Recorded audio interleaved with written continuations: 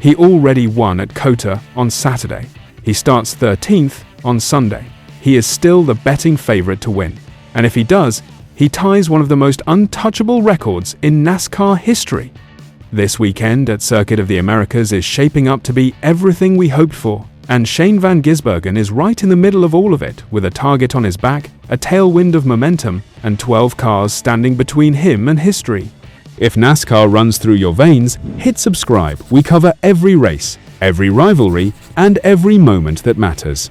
Let's start with what happened on Saturday, because it set the tone for everything that is coming today.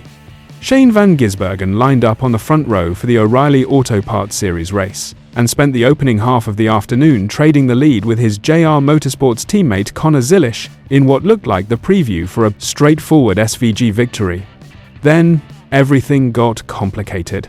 A late caution with 9 laps to go caused by Sage Karam stopping on track wiped out a 2-second lead he had built over the field and dumped him back to 6th place for the final restart.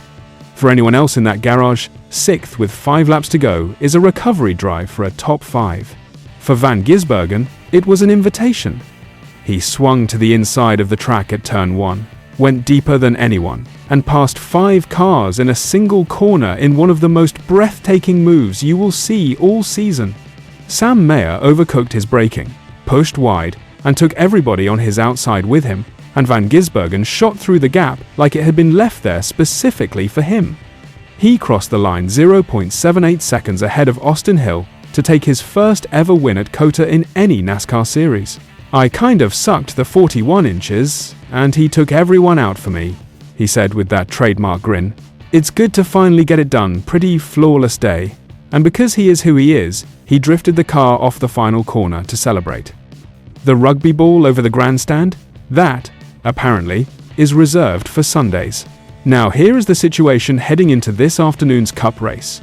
Van Gisbergen starts 13th, and before you dismiss that, understand exactly what is at stake for him today. A win this afternoon would give him 6 consecutive road course victories in the Cup Series, tying Jeff Gordon's all-time record set between 1,997 and 2,000. It would also tie Chase Elliott at 7 career road course wins, the most of any active driver in the sport. These are not just impressive numbers, these are Hall of Fame numbers. And they are sitting right there, 95 laps away, from a car starting in 13th place. But here is why nobody, not the bookmakers, not the garage, not the broadcast team, is counting him out from that position. Because the racecraft that Van Gisbergen has developed over 17 years in supercars, the tire management, the precision under braking, the ability to look after his rubber better than almost anyone else in the field, all of it compounds over the course of a long race. He does not need to be at the front from lap 1. He just needs to be there when it matters. And on Saturday he demonstrated in the most dramatic fashion imaginable that he knows exactly how to be there when it matters. The man who is most directly standing in his way is Tyler Reddick, and Reddick's situation today is almost as compelling as SVG's. Starting from pole, Reddick won at Daytona and won at Atlanta to open the season. Nobody in NASCAR Cup Series history has ever won the opening 3 races of a season. Nobody. He arrives at COTA chasing something that has never been done before, and he knows it. He was honest about exactly what he is dealing with heading into today. "I don't know where Shane is starting, but I just need to get as much of a head start on him as I can and try to stay ahead of him all day." That sentence tells you everything. The pole sitter, the series points leader, the man in the form of his life and his race plan, revolves entirely around staying in front of someone who starts 12 positions behind him. That is the level of respect Van Gisbergen commands. Reddick also added coolly that his average finish of 4.6 at COTA is the best of any active Cup driver at this track, and that starting up front is huge, making clear that he has thought through exactly what he needs to do to stop the road course king from running him down. Starting right alongside Reddick on the front row is Ross Chastain, Van Gisbergen's own Trackhouse Racing teammate, and the dynamic there is loaded with subtext. Chastain won at COTA in 2022 and is the only man in that Trackhouse garage who can look at Van Gisbergen on road courses and say he has matched him here specifically. He was almost bouncing off the walls after qualifying, saying, "I didn't know what was happening. I followed Shane out, and his safety culture colors were actually getting closer. It was something I've never experienced on a road course. He's helped me so much, so to go execute for our No. 1 team, I feel like the car performed how we wanted it to there."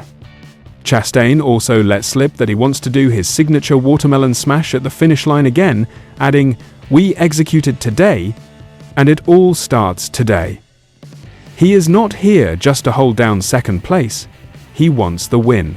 Behind them, the front half of the field reads like a road course greatest hits collection.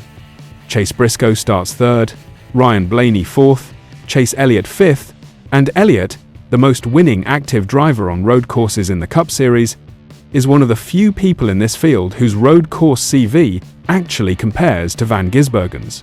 AJ Allmendinger starts 7th, and this week he addressed the Van Gisbergen question as directly as he ever has, saying, "I've studied everything I can study car-wise, and I'll continually do it going into Circuit of the Americas," a road course specialist laying his cards on the table. Christopher Bell starts 8th, the defending COTA winner, and a man who has not finished lower than 3rd in any completed race at this circuit.